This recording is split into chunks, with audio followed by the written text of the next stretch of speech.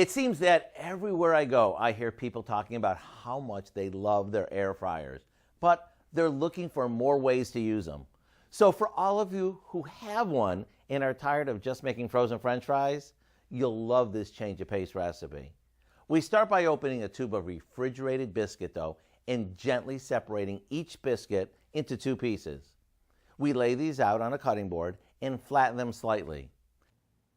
Now we dip a chocolate sandwich cookie in some milk for a second or 2, then place it on the dough.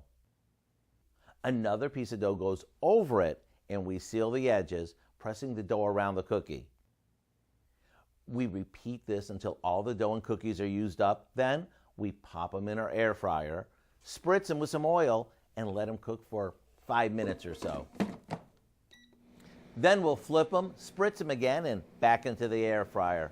After they cool slightly, sprinkle on some powdered sugar and get ready to sink your teeth into what tastes like something that you might find at your local fair.